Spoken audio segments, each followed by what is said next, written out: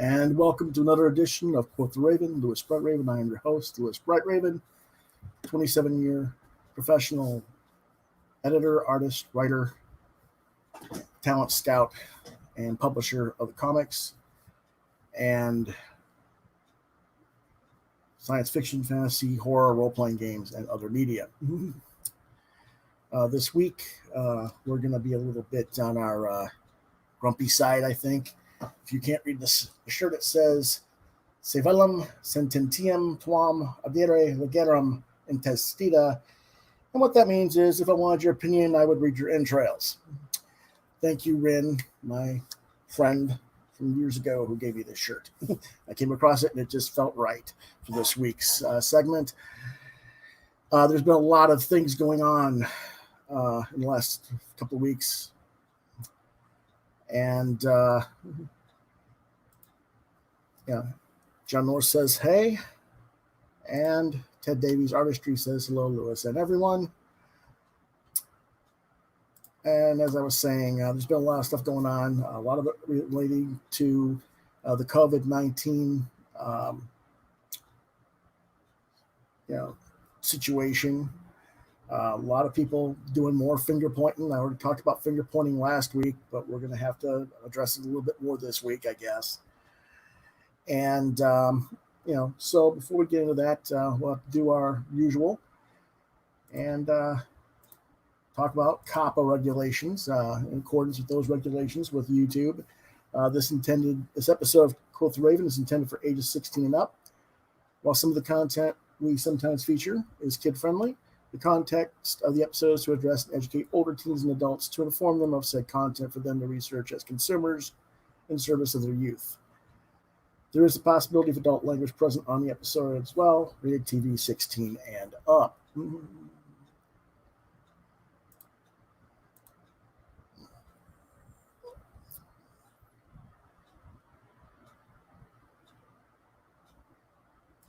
Now, let's go ahead and get straight into our questions this week.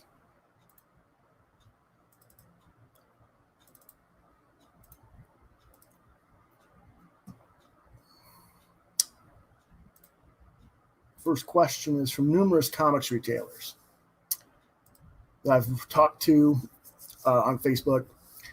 Hey, Raven, how come you haven't ordered anything off my online comic sales? Are you not seeing my emails, my Facebook videos, my YouTube cries to come check out my stuff? Yes, I have seen them. And I've looked. And a lot of these people who are doing what they're doing is fine in terms of, what you're attempting to do. But you're not selling what I'm looking for right now. And, I'm not going to sit there and criticize you for that. You've got to sell what you can. Most people want Marvel and DC stuff. I don't. And the fact is, a lot of your overstock is Marvel and DC stuff, and that's what you got to get rid of. So, I hold you not at fault for that, but I don't want to get bitched at because I didn't pick up my receiver or call you or something and order something yet. If I want something, I'll let you know. Okay? But,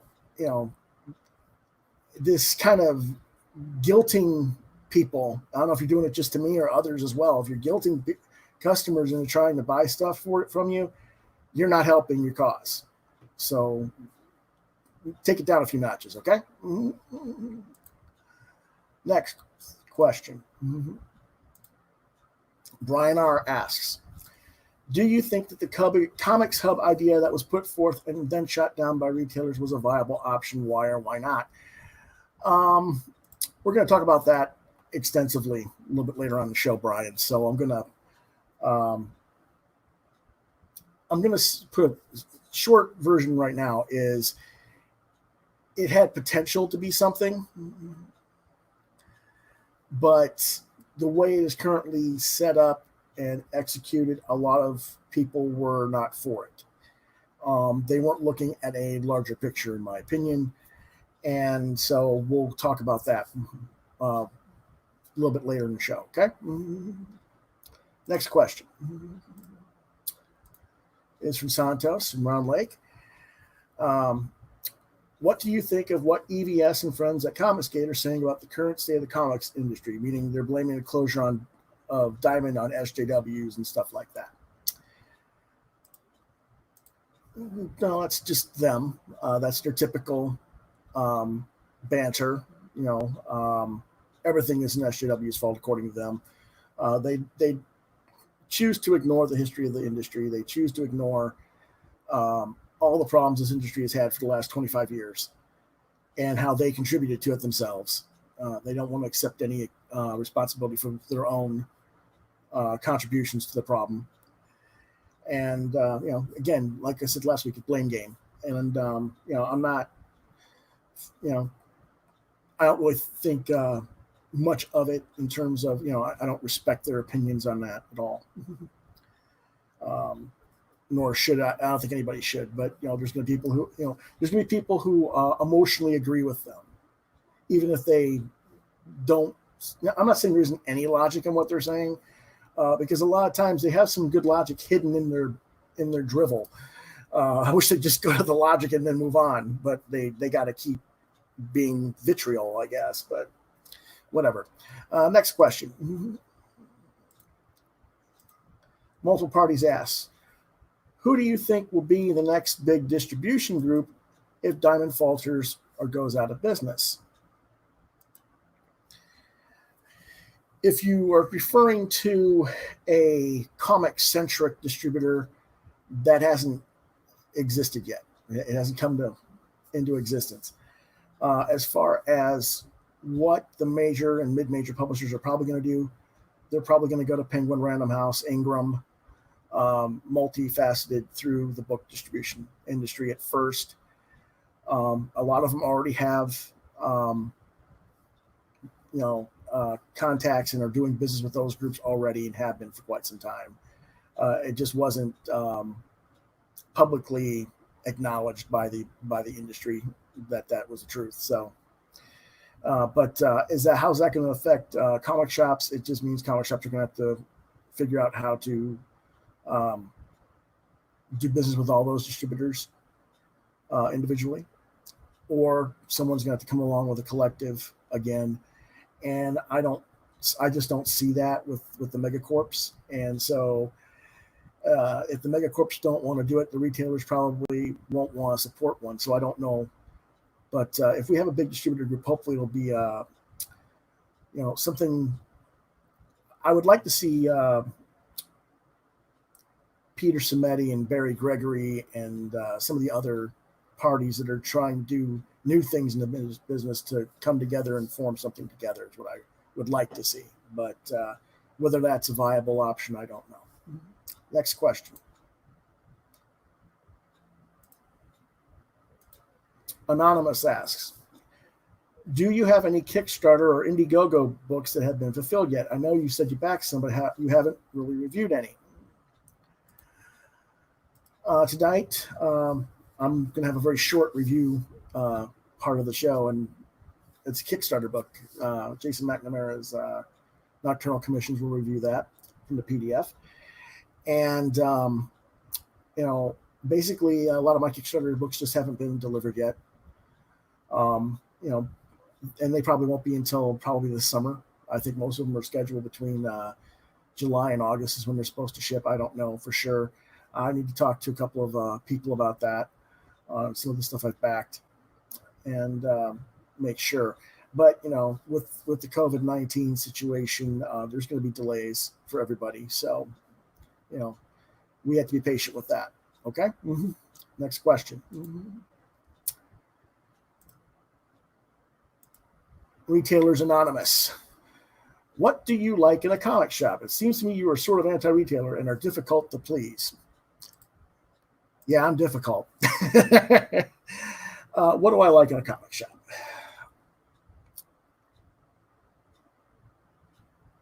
I like a retailer who knows the actual market and not just the major and mid-major material, and supports the non-major, mid-major material in their stores. A comic shop that is open to younger audiences more than just the quote unquote clubhouse mentality, if you will, and aren't constantly trying to push the big two on everybody. And that is a very rare thing, in my opinion, in my experience of traveling all over the country and visiting over 800 stores nationwide over the last 30 years. And, I like it when they don't say no to something. In other words, if they don't carry something in the store, they're not going to tell me, well, I can't get that, without even looking, or why would you want that? Or I know that you don't want that because I tried to sell it to other people and they didn't want it. I wouldn't ask for something if I wasn't interested in it. So, and I see a lot of retailers blowing off customers this way. So, I would like for, while watching retailer is somebody who doesn't do that sort of thing and then actually tries to engage their audience properly, their customers properly, in that respect. I want a clean store that's handicap accessible, not just at the entryway in terms of having, wheelchair accessibility, but, having aisleways that are wide enough for a wheelchair or a scooter, three-wheel scooter, in that respect.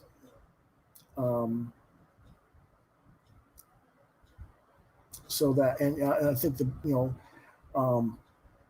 if a person is in a wheelchair and they need assistance getting to back issues or something, a lot of stores only have one or two employees; they can't really help. I would like to have, if a retailer's busy at the counter cashing people out, I would like the retailer to create a community in the room or in the store so that other customers will assist each other to find what they're looking for when the retailer can't do it. All too often in stores these days, everybody's hiding in their phones or just not interacting with each other.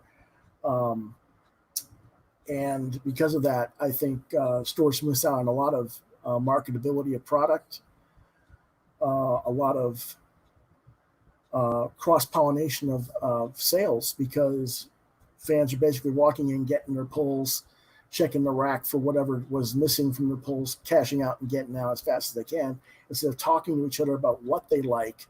When they hear somebody saying what they don't like, stopping them and saying, hey, okay, you don't like that.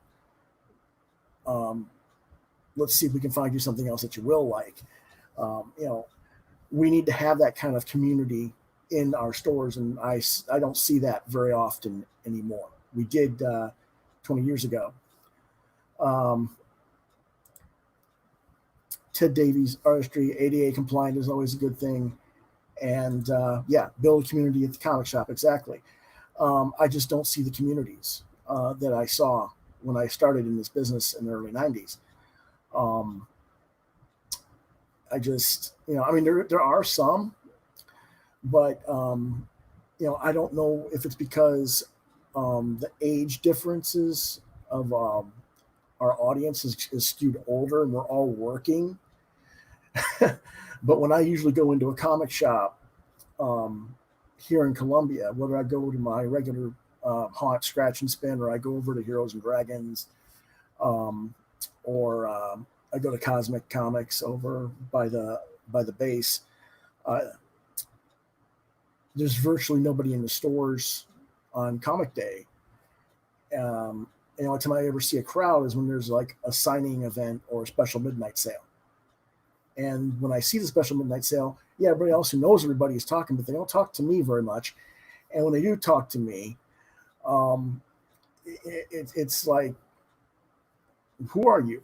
Type thing. I don't know who you are. I'm like, okay, but I don't know. Maybe I just come in at the wrong time of day, because I usually come in the afternoons on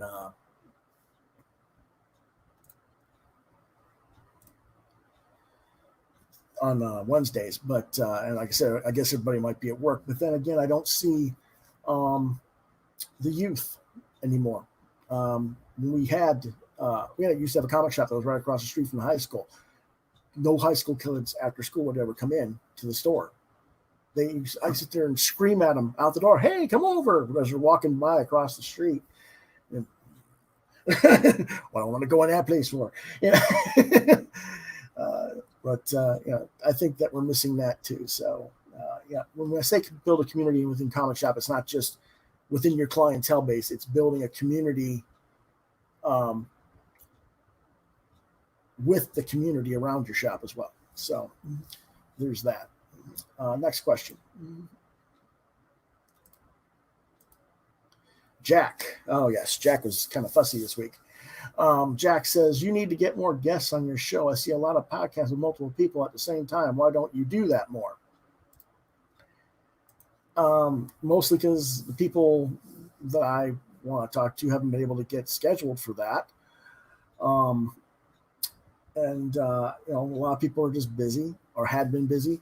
We're trying to put something together for next week's show. So we'll have multiple people and hopefully do a drink and draw type thing. Maybe, I don't know. We'll see. As far as other people's podcasts and them having 4 and 5 and 6 guests, to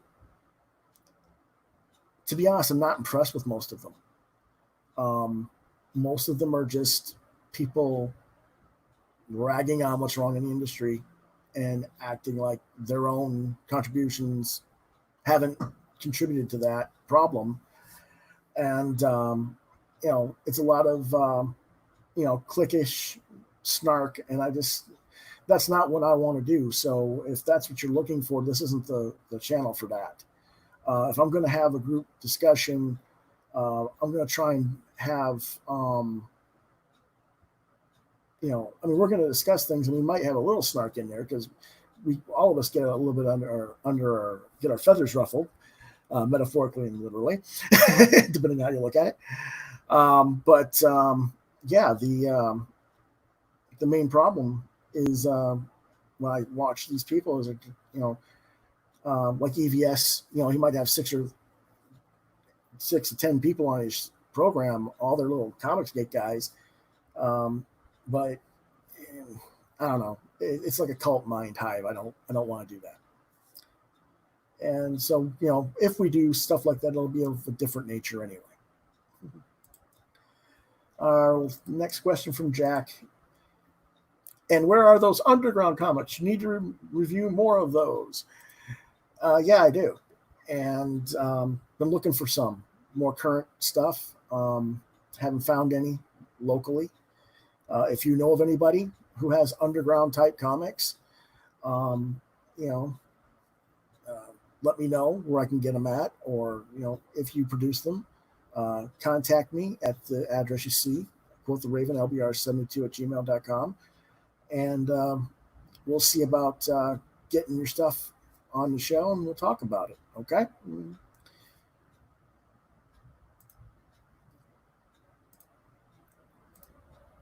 And that is questions for this week. So if you have questions, email them to quotheravenlbr72@gmail.com. Subject QTR questions. Please indicate whether or not you want your name and locale read on air.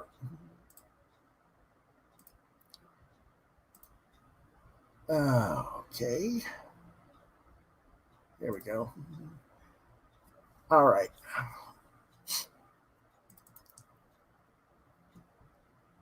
This week, like I said, there's a lot of stuff been said by various parties, a lot of fronts. We're going to talk about Comics Hub. We're going to talk about some very stupid things I've seen certain retailers saying, not just in relation to Comics Hub, but just in general. And I'm going to call some of that out in the question. So we'll start with the Comics Hub situation, maybe, I guess. Or do you guys want to start with, we'll start with something else first. Let's start with our buddy Dennis L. Barger. of Wonderland Comics in Michigan. He said on his Facebook recently, comics industry, you need to raise $12 million to try to save comic book stores. Nothing you have right now will survive if they go under. As you can see, I'm laughing, rolling on the floor, crying my eyes out because it's just such a farce that you'd say this. My idea from yesterday's Daily D at 3 is he's addressing Marvel, DC, Image, IW, Dark Horse, Boom, and any other publisher who wants to jump in. Assign 100 of your artists or more to do one iconic piece for your company, pay them, produce one charity book with all proceeds going to comic shops. Get the printer to donate part of the proceeds because they'll have less work if we're gone. Diamond can donate shipping to buyers, auction off all the original art to go to the shops. It can all be done. Let's do it.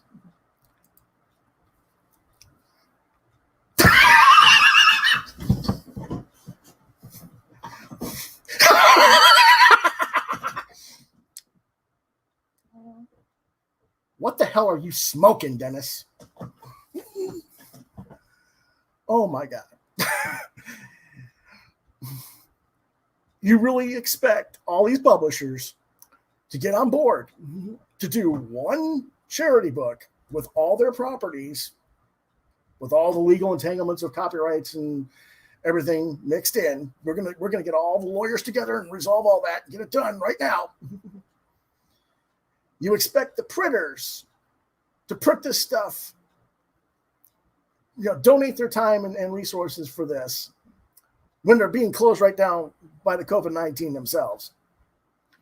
You expect Diamond to donate the shipping when they're closed down because of the COVID-19 situation. Because you guys need $12 million. Oh, well, yeah. Okay. Let's just address this. Oh. The first thing I gotta begin my rebuttal with is that ridiculous number.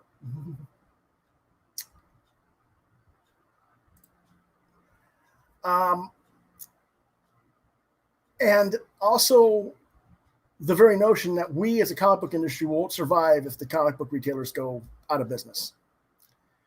So we're going to address that second part first.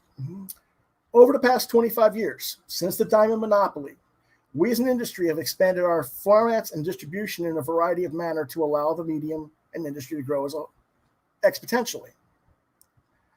We've added digital formats and print on demand. We've grown to market back into bookstores and through the internet, indirect sales to audiences. All of this was done because the comics retailers were not supporting the market. It was done as a direct result of all the times the comics retail communities turned their noses up and their backs to the independent and even the mid-major publishers. And I'll get into that in just a little bit. But today, we have Indie Planet, Amazon.com, Lulu.com, Webtoons, Comixology, Patreon support, and crowdfunding platforms such as Kickstarter and Indiegogo. The amount of comics content available through these outlets is 10 times larger than what Diamond offers.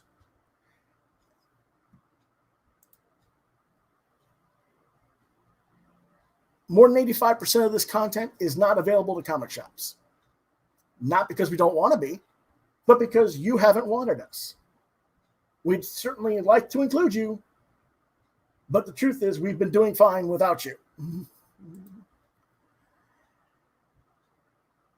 Now, when I say these attempts at distribution, I'm talking about Milton Greek when he ran Capital City before it went under. He didn't get Image because Image went to Diamond, and that's what kind of solidified the Diamond monopoly at the time because they had DC and Image at the time. But Milton tried with Kitchen Sink and Sirius and some other, I think they might have had Caliber as well. I don't remember exactly. There was like 4 or 5 of the major indie companies that were going to go with Capital. And basically the retailers said, not worth our time. We're spending too much money on Heroes World for Marvel and all the stuff at Diamond. So we're just not going to bother with that stuff. It's all marginal sellers. Well, once you did that, you didn't just shut down Diamond, you shut down all the other distributors that were already established in the country.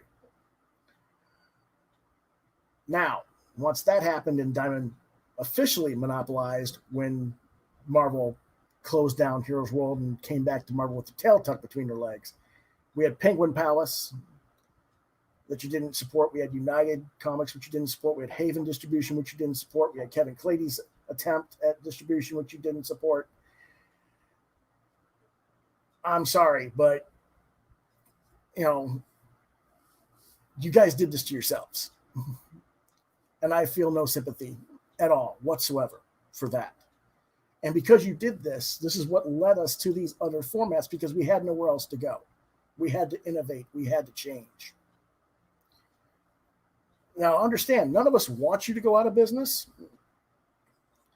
but you guys are going to have to learn how to figure out how to include us, especially if you want to call yourselves partners to everybody. If you want to be our partner and represent us and carry us and properly market us. Don't just ignore us like we don't exist. So there's that. The next thing. Now, Diamond claims they have a little more than 2,600 accounts that they service. Dennis has argued in the past that there's only 1,500 true comic shops in the country, whatever that means. But okay, then, let's split the difference. If we subtract 600 accounts from Diamond, that's 2,000. If we were to go 600 more to Dennis's account, be 2,100. Let's just call it 2,000 even. He says $12 million for all these shops. $12 million divided by 2,000 stores is $6,000 a store. Now, even if we are to assume that this pandemic is going to go away anytime soon, and that's not going to happen, I think we all pretty know it's going to be moving probably through the summer, unfortunately. We hope and pray for more, for shorter time, but we know what we're looking at. That amount of money, $6,000, is not going to keep most stores solvent during that period. It typically won't even pay the rent, utilities, and operating costs for 2 months. And when I say operating costs, I'm talking about, not just your utilities, but any salaries you have to pay for your employees while they're basically furloughed. Keeping up any business expenses that you have to keep up that aren't rent or utilities, like, maybe you have to renew your business licenses, or maybe you have to do other things in accordance with governmental expectations for your business. I'm talking about paying for whatever other content that is being shipped to your stores, because a lot of retailers actually do use more than just Diamond, even if they don't want to admit it, and so on. So we got that right there. Plus, most stores, each store is different. They all got different financial necessities. Some stores are much larger in terms of physical space. They're going to have a higher rent or higher mortgage to pay for their building. Some of these stores have not the space in their store itself, but they have, trying to think of it, warehouse space elsewhere that they have to pay money to keep and maintain, storage lockers or whatever elsewhere for some of their stock as well. So, there's a lot of different things that are going here, and $6,000 isn't going anywhere. So I think that $12 million is a really cute number, and I have no idea where the hell he came up with it, but I just don't see any truth or basis of truth or reality for that figure of $12 million. I just don't see it. I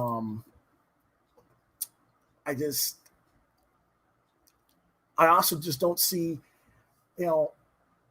all of us in the business, especially us, our self-publishers and our small creators here, who are not making money.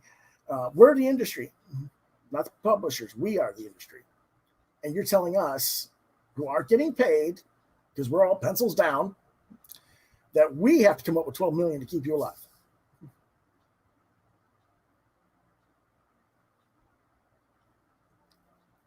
I'm not going to laugh.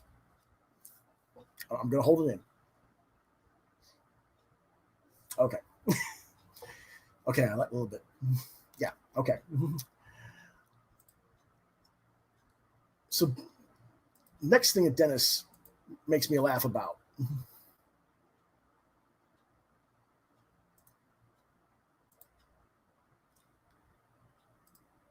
He also claims that he had a plan in place to help retailers months ago.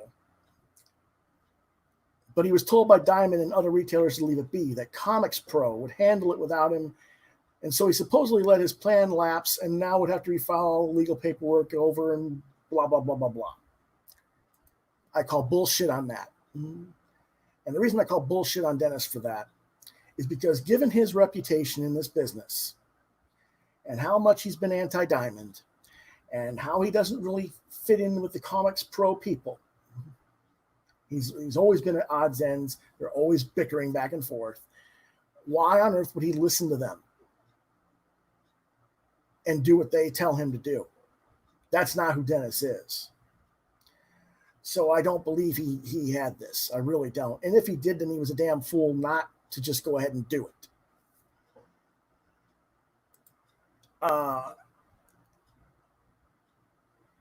Like I said, if he had the papers already, he should have just done it.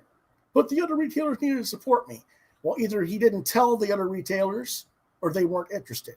And if it's the former, then it's on him. And if it's the latter, well, is that really much of a shock given how many times the retail community has shot down every attempt to correct the business and correct the distribution issues in this business?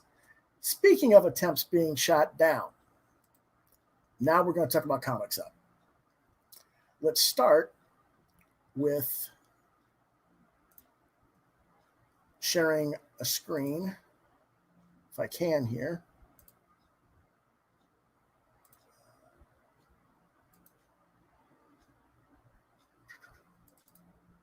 Now, I'm not a big fan of Bleeding Cool, as everybody knows, but this is where the thing was.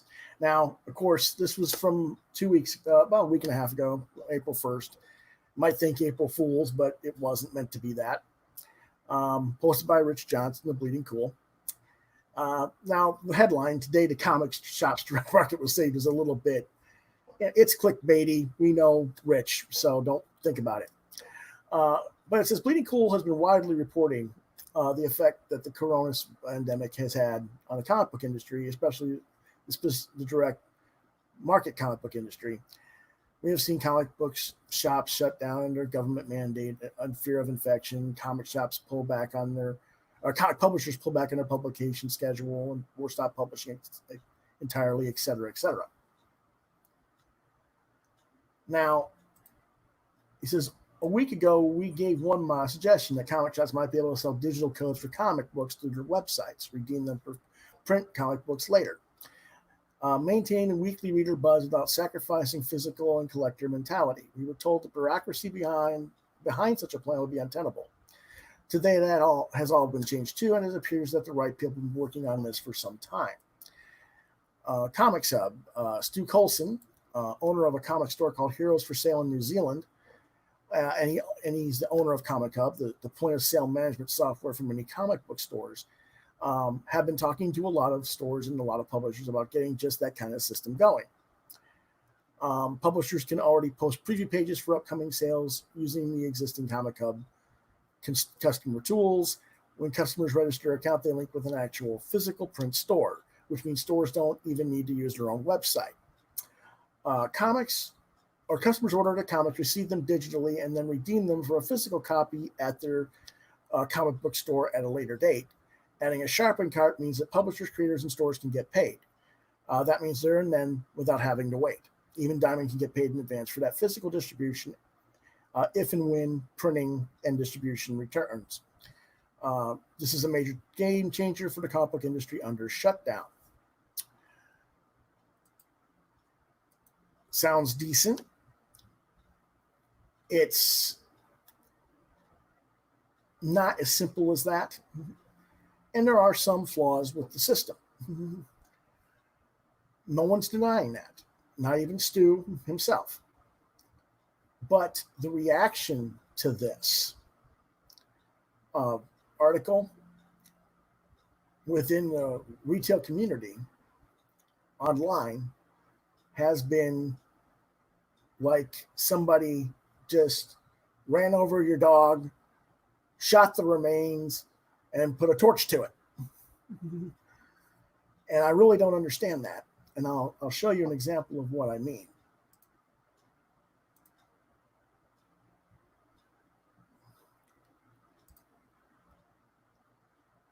Let me see if I can, I gotta change sharing screens here.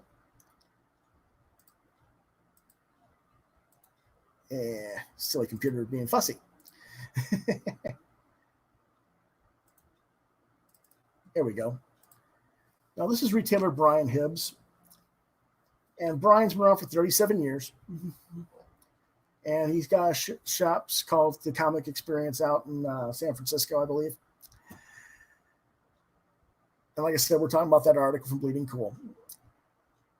I've given you a small review. We'll talk a little bit more from that article in just a minute. But let's remember that the comics retail community at large has shot down this idea. And I put at large in quotations for a reason. Whoops. There we go. But this is what retailer Brian Hibbs had to say about it on his Facebook. A poll on a retailer forum right now has 119 opposed, 17 unsure, and 5 for digital first releases. Even if it comes from a retailer source, beyond the physical idiocy of encouraging cross-channel migration, even passively, mechanical aspects of it are insane. How could anyone process and deal with 4 to 20 weeks of physical print comics dropping at once that would be needed to, quote-unquote, catch up?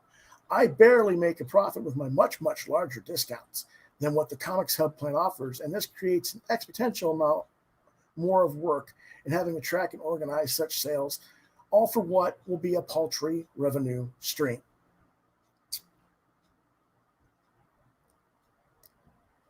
Now, I'm going to go right back to that in a second. I want you to pay attention to what he said here. 119, 17, and 5. That's 151 stores out of what it's Dennis is 1,500, Diamond's 2,600. We're talking about less than 1% of the stores have been polled. And they've already determined that this isn't going to work. Fuck you, Hibbs. Fuck you. This is why comic shops are failing. You won't even fucking legitimately look at a possible solution. I'm not saying this solution is perfect. I'm not saying it's going to be the savior of comics. Rich Johnston with his bullshit. I get your frustration. But you're not looking at the big picture here. Comics Hub isn't just to get the stuff that Diamond isn't shipping to you. Comics Hub has the potential to get all that stuff I just told you isn't part of the Diamond market in your store. Now the question is, did you ever really want that content in your store? And if you don't, then you're part of the damn problem, in my opinion. Like I said, I'm being a little bit ranty. I'm a little bit non-retailer tonight. That doesn't mean I want you to go out of business, Brian. It means I want you to think. What does this app, what does this platform, and if not this platform, can we build a platform that can get you an app, to get you a digital reading comic that allows you to get print-on-demand books, that allows you to get these books from Kickstarter and Indiegogo without having to pay an exorbitant amount of money through those platforms?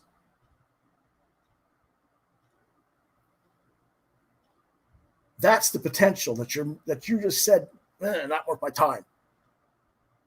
not enough of a revenue stream. Maybe it wouldn't be immediately, but you can build one. You too damn lazy to?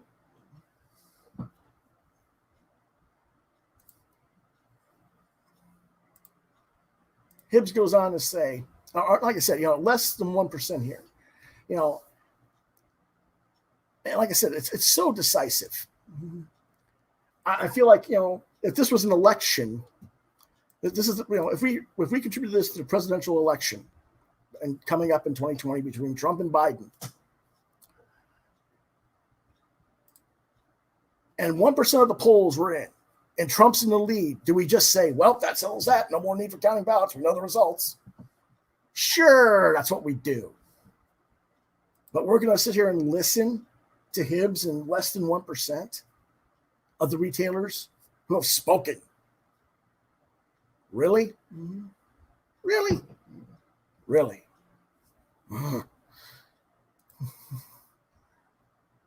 Like I said, it's not an ideal situation. It's a starting point. Now, Larry Reed commented on his Facebook page that we're still talking about Hibbs. I know I've suggested this before, but you might want to give serious consideration to reassessing your business model to avoid reliance on direct market distribution. I've always thought that was unsustainable. Hibbs' reply was, tell a penguin they should grow wings to fly. Well, I've already talked about what they didn't do in the 90s, so there's that. But then he turns right around and says he admits that he has moved, quote, significant parts of our business out of the direct market ecosystem, including things like buying DC and Dark Horse and IW and Nobrow books and meaning multiple publishers, over to Penguin Random House. But that new periodical comics keeping new turning is still like 40% of the main store. Periodical comics are a really good cash flow generator and a fairly rational business model once you've mastered it. Well, if you've mastered it, why are you bitching?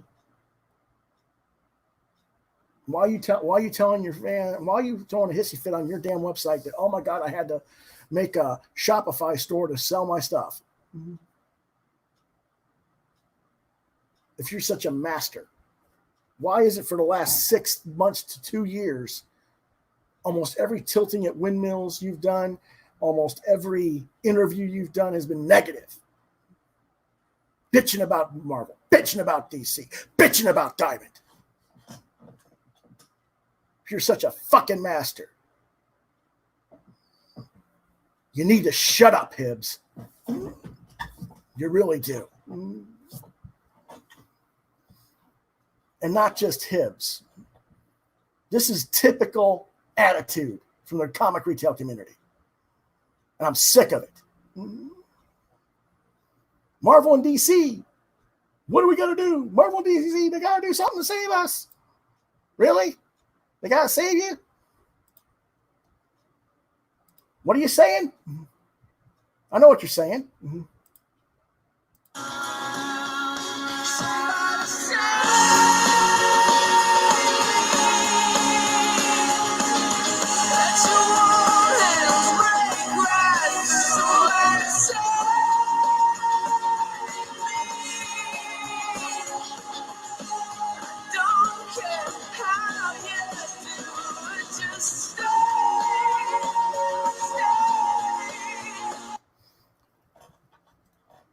Only you do care how we do it, because every damn time we offer you a solution, you say, no, thank you.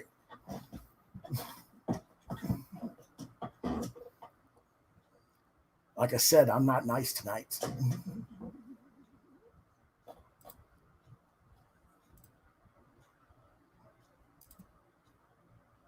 Now, like I said, he just dissed the guy, then does that statement, which is a 180 turn. First, tell someone that they're crazy for even suggesting the notion of expanding your distribution channels. Then tell them you've already done so, and then complain because you failed to do so enough. Typical comics retailer logic. And why so many of us creators in the indie scene are fed up with the retail community. But because of the niceties, we gotta play nice. Put the kid gloves back on. They represent us. Do you? Do you really? I think retailers need to really start looking in the mirror.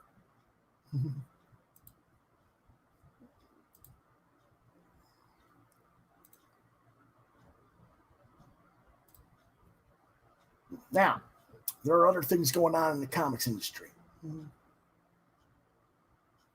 We've got other people trying to do distribution. We got Peterson Eddie in Alterna, who's been trying to rebuild distribution outside of comics. And remember, he's doing those $1.50 books. What's the retailer's response to that? Nah, we don't want that. Make the books double size or triple size and charge $4 or $5 for them like the rest of the books do. Otherwise, we won't carry them because $1.50 book doesn't make us profit. Not enough profit margin to make it worth our time. It's too marginal.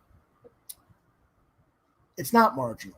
What it is that's your low cost feeder system for your young readers who don't have a ton of money to spend on bullshit product. It's how you get your kids interested in our medium. And what needs to be happening is not just Peter doing it, but everybody doing it with self-contained one-shot books. Every issue self-contained at that price that you can feed to the younger kids that parents can afford. And then when they get older, you can turn them on to the regular ongoing series that are more expensive or on the graphic novels that are self-contained collections.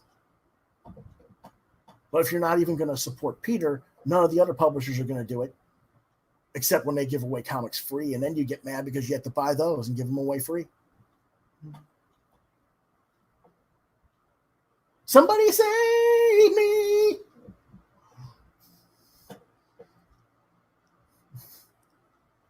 Save yourselves. Again, that's all I got to say about that stuff for tonight. We spent it on about an hour, well over 45 minutes.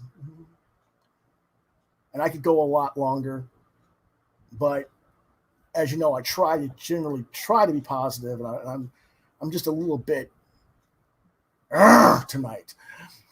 But I gotta pick up off the pedal a little bit, lay off the pedal a little bit, change gears, change direction, shall we?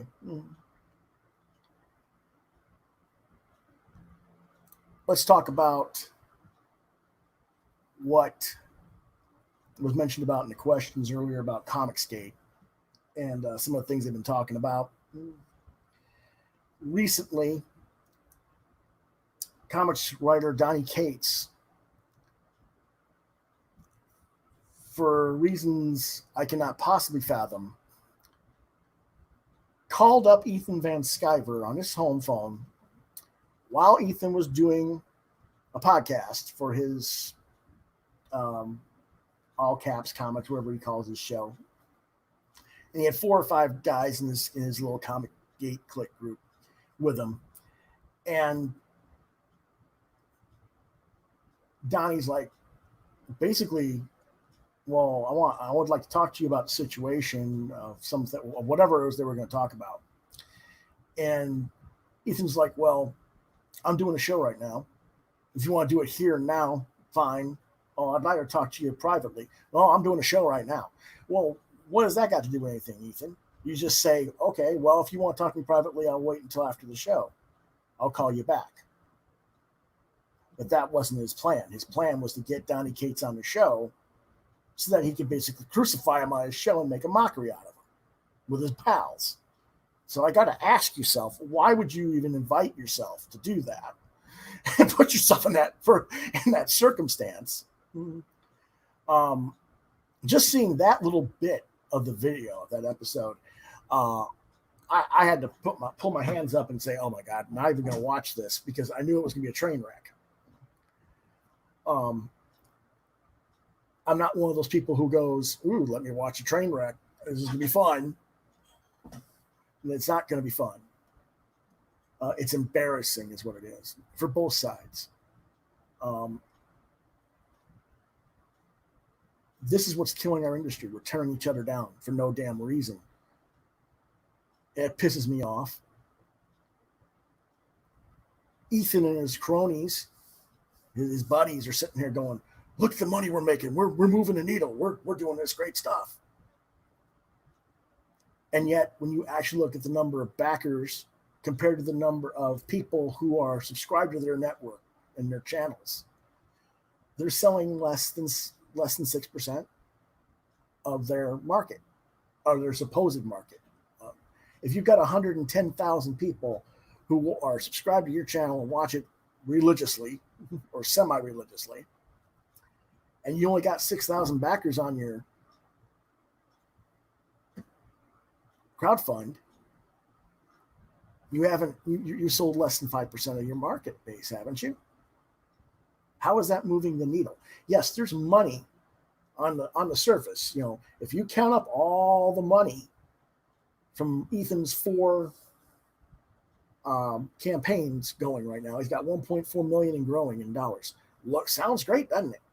But you got to remember, he's got to pay Kickstarter or Indiegogo their cut of that money. He's got to pay taxes on the gross sum of that money. He's got to pay all the production costs. He's got to pay any collaborators. He's got to pay shipping of the books. You know, he's not making 1.4 million. He's making more like $250,000, which is still a substantial sum of money. By no means am I knocking him in that respect, but be honest about it. Okay? Don't create the illusion. Tell the truth of what it is, number one. Number two,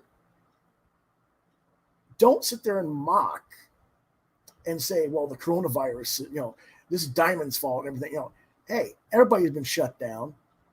You don't mock publishers. You don't mock anybody because of some pandemic. Okay? That's just stupid. And you don't need to mock creators that you don't like or don't create, you know, don't like their work. Okay, fine. But this is what they do.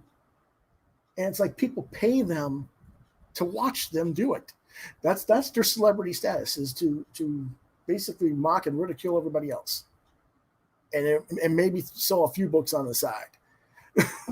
And I just don't understand that situation.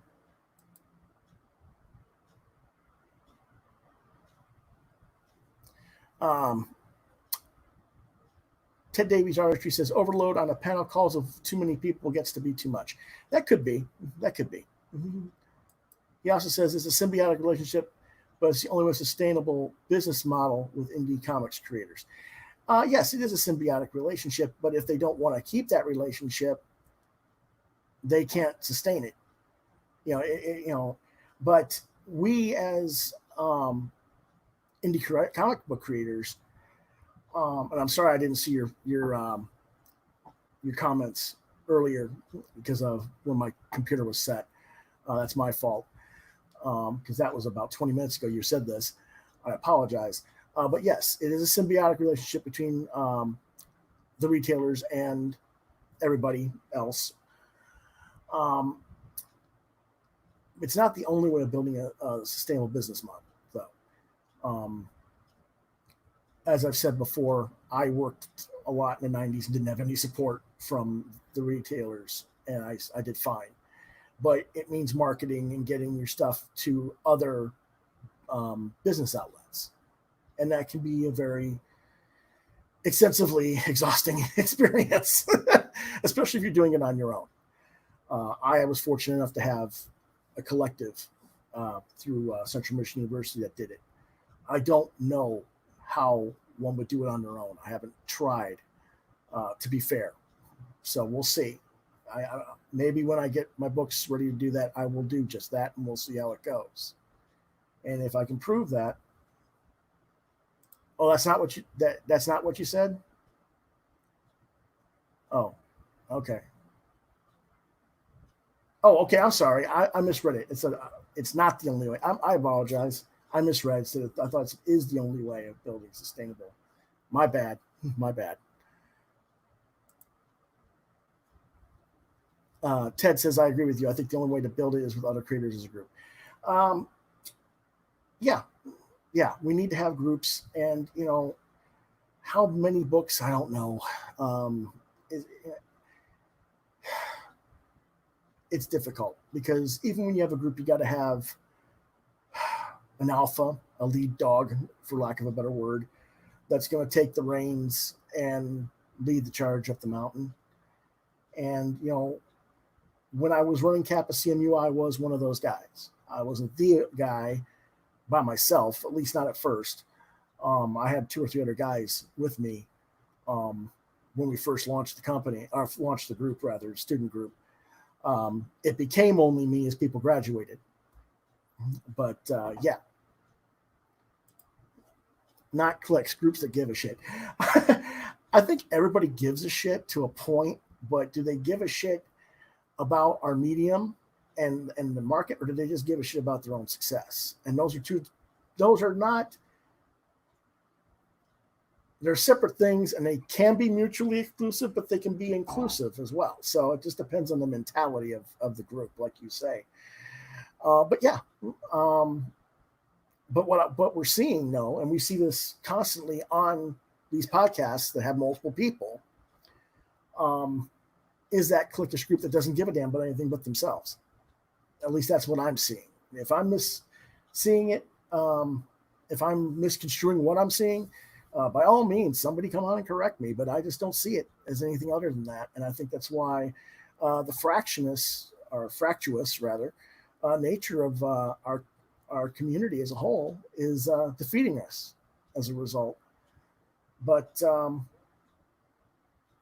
yeah, it's crazy. The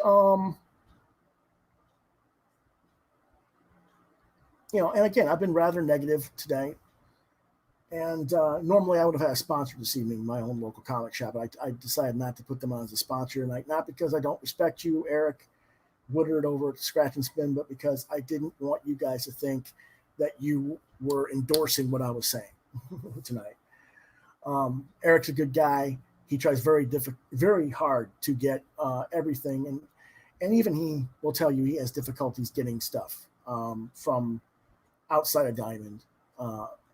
And he and I get into it periodically, but he knows where I'm coming from, and he just doesn't have an answer and as to how to get the content that isn't available through Diamond, because a lot of it just isn't available to retailers at an affordable cost point that makes it a viable option for them to carry the books. And that's something that we need to get addressed and corrected. And it's not solely the retailer's responsibility. We have, Peterson Eddie's trying. I don't know what Barry Gregory is or isn't doing. I'm going to hope to get Barry on the show soon and talk to him about Indie Planet and what we can do to possibly get that kind of content into comic shops more consistently. Going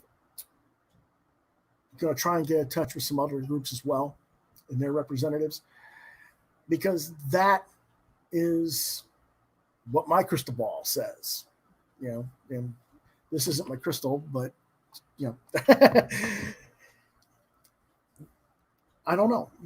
But yeah,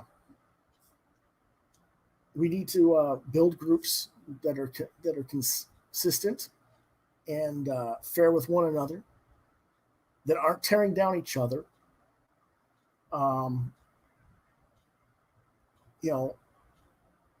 There's so much content that should be available at affordable price points that aren't, and we can do that.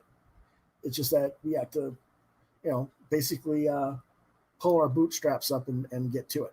Mm-hmm. But that's the biggest problem right now, is the refusal to come together at all different levels of our points of this industry, whether it's the distributors and retailers not being willing to work together and build a new distributor that's inclusive of others, whether it's creators forming their little clique groups and backbiting each other. I talk about this a lot on the show, and I guess because everybody's locked in their rooms and being extra nasty the past couple of weeks, it just came to a head for me today or this week. Next week will be a little more friendly, I guess you could say. So we're going to close our rant tonight for that. Thank you for listening to that part of the show. If you stayed on that long, I know I've got 3 or 4 viewers, and I appreciate that throughout. But whether or not other people will sit through as they check in later, I don't know. And if you do or don't, I understand. But let's go ahead and try and get on to our next segment of the show. Like I said, we're having a very short show this week. Our reviews are very limited.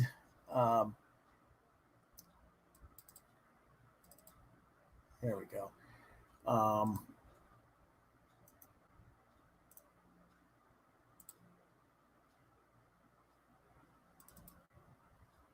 Our only comic book review this week is for Nocturnal Commissions. It was a feature Kickstarter campaign. We talked about this book earlier in an earlier episode of the show when I had the writer Jason McNamara on as guest. The Kickstarter concluded on February 26th, but the book has been released in PDF format and will, I think in the next week or two, I think it's going to be ready to start being shipped out as a book, if I'm not mistaken. And but anyway, it's a day job for night people when a werewolf, vampire, and zombie open a detective agency. Are you being trolled by ghouls, pestered by the paranormal, or attempting to file taxes after being resurrected? Nocturnal Commissions is the only agency with the expertise to help. A wolfman, vampire, and zombie are ready to solve your supernatural concerns for a very reasonable rate plus expenses. I'm going to try to show the PDF. I don't know if I'll be able to.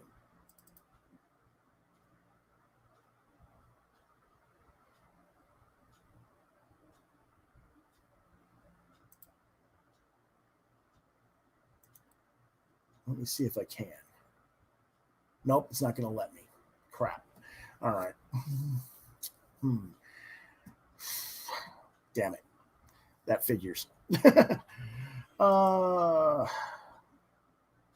me see.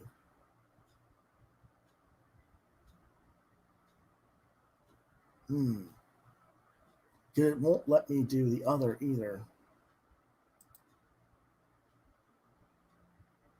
Nope. Nothing's going right tonight. Let me close up some things here. Try it again.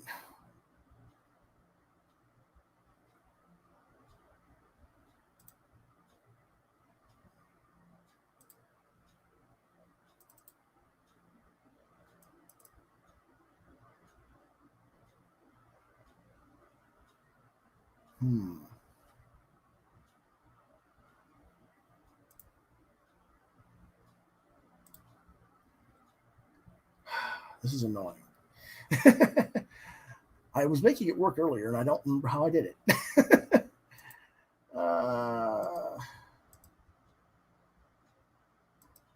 There we go.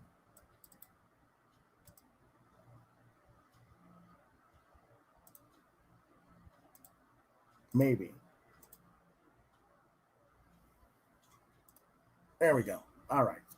This is the cover. I'm going to have to play games here and try to make this work. Jason McNamara, writer, co-writer. Greg Hinkle is the artist and co-creator. Paul Little does the color flats. I only got the first cover, so I can't show you the other covers. But we're just going to quickly look through this. Very interesting color palette. Very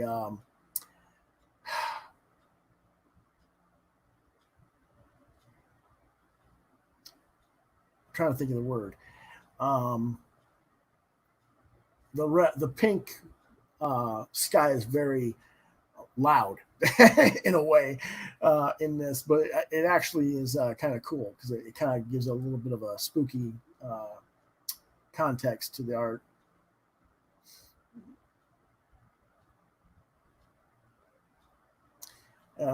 They went and delivered something to a submarine here. That's what's going on. They're loading something onto a submarine, and now the submarine's taking off to sea. And they're talking about how they were in port for 12 hours, and a guy managed to fall in love with somebody. Good thing she gave you a little bite to remember her. Great color from blue to green shift here. They're cutting up with the guy who got bit. He gets turned into a werewolf, basically.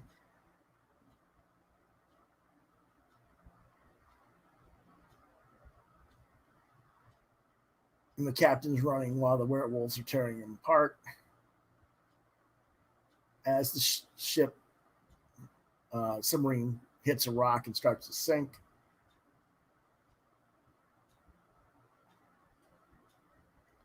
The captain goes back to opening this special door, which was to that container they were loading into the sub. But it's basically too late. And the ship sinks at the bottom of the ocean.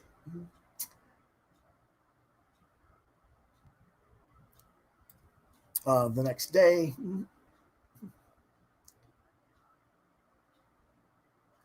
the two of our three lead characters are introduced, the vampire and the werewolf character. The vampire's name is Bradford, and the werewolf's name is Matthias.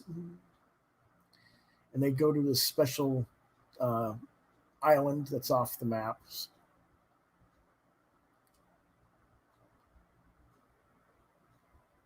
And they're meeting different people and introducing basic what's going on. And they found somehow, and I don't understand how this happened, even though the ship crash landed at the bottom of the ocean, somehow it got washed up to this island, or they dredged it up, and so now they're investigating the submarine.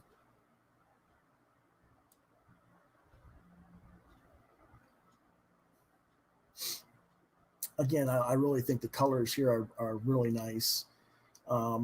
Hinkle's art is really cool. It's got a nice cartoony look, but the subject matter is a little more mature, darker content in a way.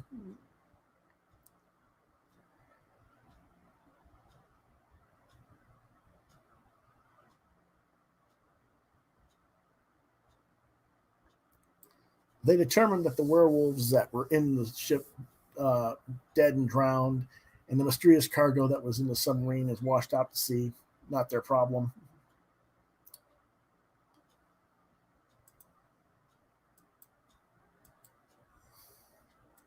For some reason, it's not letting me. Here, there we go. All right.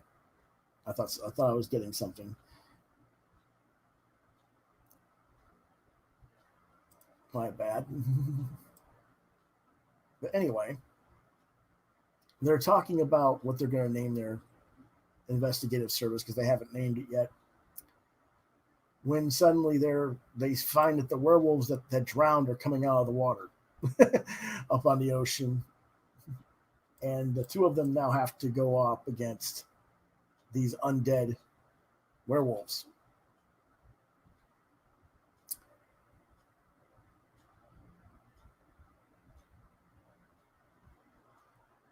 Now, the werewolf is fighting the other werewolves, and they're talking to him kind of weirdly, and he realizes that something else is going on here.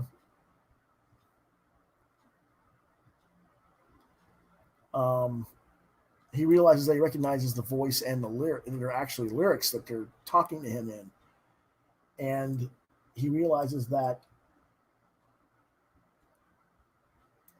the person that was the thing that they were trying, that was in the cargo hold, was this zombie who was a lead singer of a punk rock band that he liked when he was younger.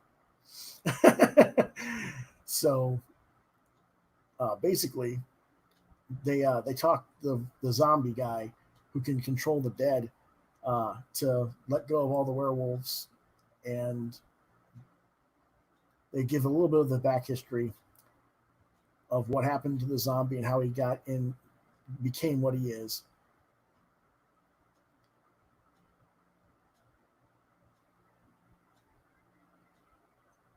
And we find out that there's a secret conclave called the Iron Gate that made him into the zombie, and he wants revenge. And they say, we'll join our investigative group and we'll research that. And so they agree to each other to be a threesome of the investigative group.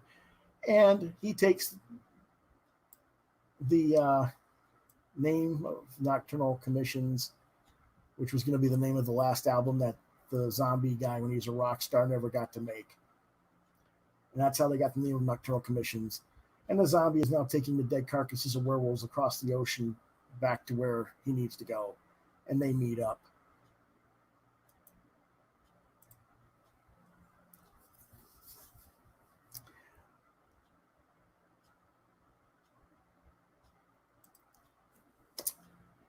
Artistically, I love the book.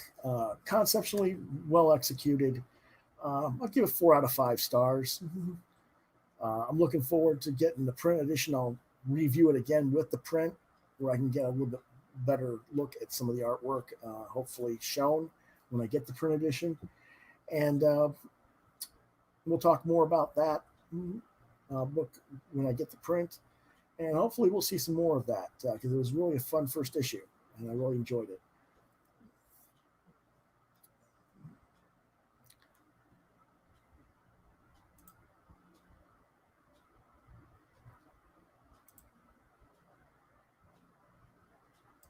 Okay, there we go. Sorry that took so long to get that set up so I could show it. I don't know why I couldn't remember how to do it. Anyway, our other review this week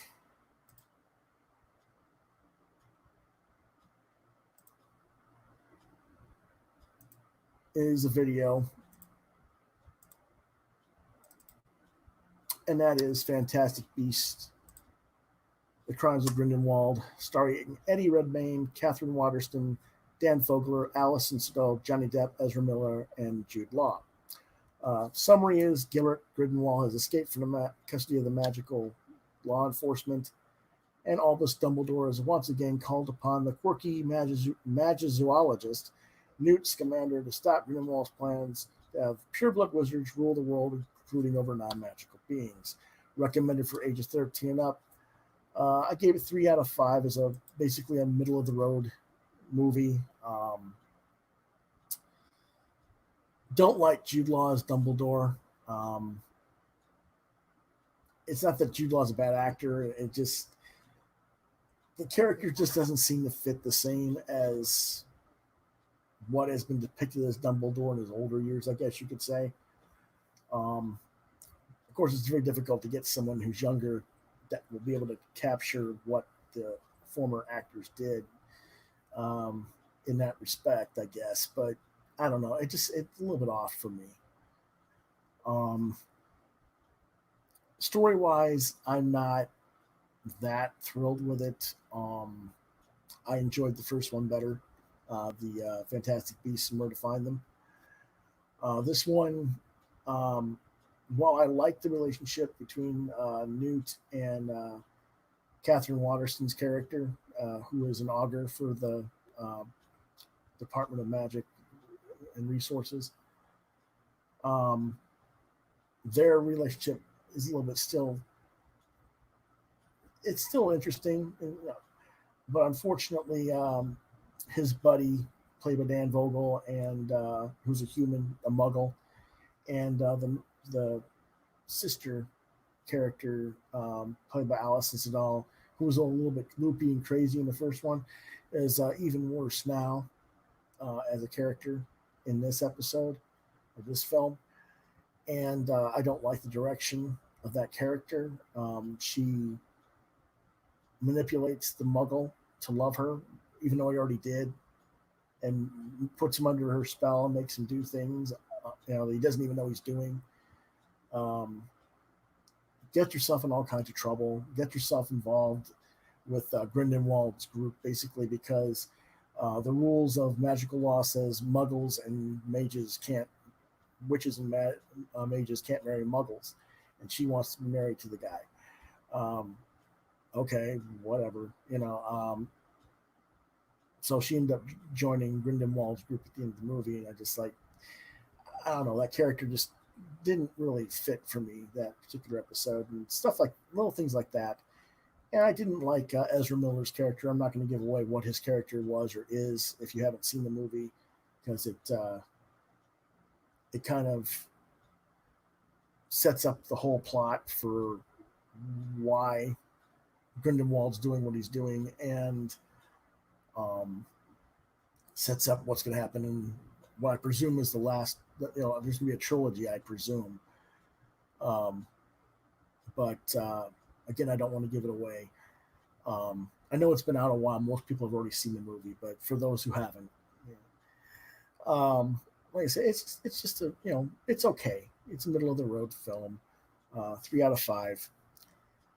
And unfortunately, because of things going on, I've had some trying to take care of my dad, get medical stuff done this past week, and we were trying to figure out what we're going to do with the taxes, and stuff like that. I just didn't have time to really review much of anything else. And of course, we were all the people throwing these videos at me involving Hibbs and Barger and EVS and company. Just it just left me with really no interest in reading anything anyway. So that's all our reviews for this week, and we'll do better next week on that. But with that being said, we're going to pretty much call it an evening, I think. Let me see what I can do here. Oh, silly things doing. Okay, yeah. So, as usual,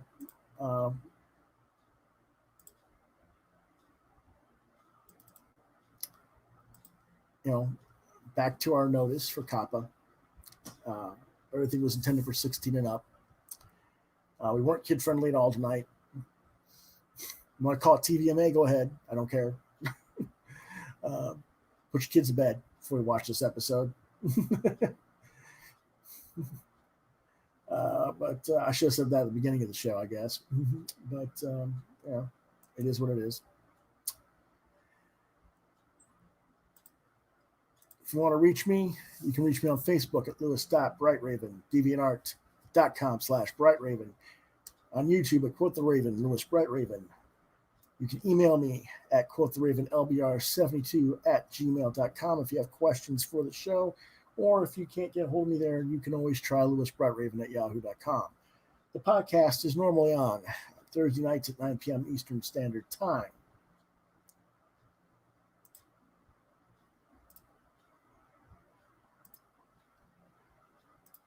So, that being said, I want to thank you all for watching. Have a great night.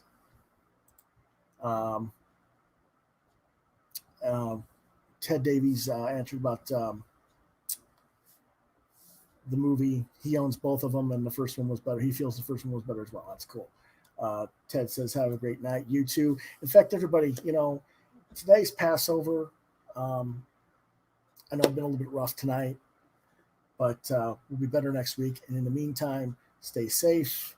Enjoy your Easter holiday. I know it won't be necessarily as nice as some have been in the past due to the situation that we're all going through, but hopefully you'll get to spend some time with some family and friends. and enjoy yourselves this weekend. And until then, I'll see you all next week. If this silly thing will do what it's supposed to do, and it doesn't want to, of course,